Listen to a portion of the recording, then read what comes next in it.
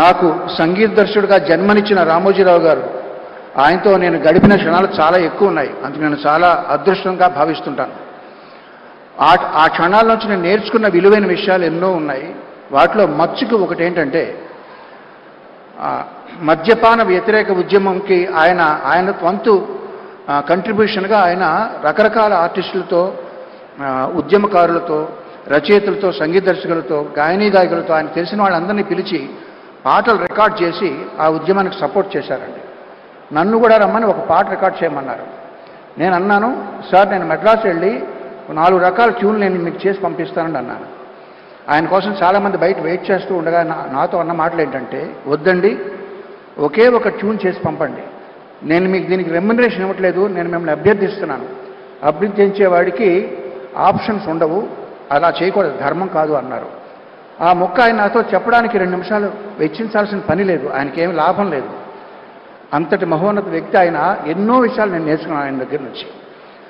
ఆయన మీద బురద చల్లాలని ప్రయత్నిస్తే అది నడినెత్తి ఉన్న సూర్యుడి మీద రాయి విసరడం లాంటిది. బతికితే ఒక్కరోజైనా రామోజీరావు గారిలా బతకాలని నేను ఒక సభలో అన్నాను. ఇప్పుడు అనేది ఏంటంటే, మరణించినా ఆయనలాగే మరణించాలి. ఎందుకంటే కురుక్షేత్ర సంగ్రామంలో భీష్ముడు తన మరణాన్ని, తన మృత్యువుని ఆపి ఉత్తరాయణం వచ్చే వరకు కూడా దాన్ని నిగ్రహించి ఆపారు. ఆయనే ఆపారు ఆయన. అదేవిధంగా తను ఎంతో ప్రేమించే ఆంధ్రప్రదేశ్ కబంధ హస్తాల్లోంచి బయటపడడం ఆయన కళ్ళారా చూసి అప్పుడు నిష్క్రమించారు. అంచేత మరణించినా ఆయనలాగే మరణించాలి.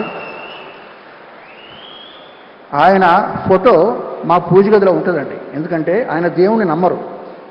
దేవుణ్ణి నమ్మని రామోజీరావు గారి ఫోటో దేవుడు ఉండాల్సిన చోట మా ఇంట్లో ఉంటుంది. ఎంతోమంది జీవితాల్లో వెలుగులు నింపిన ఆయన స్ఫూర్తి నా గుండెలో చిరకాలం ఉంటుంది, బ్రతికినంత వరకు. ధన్యవాదాలు.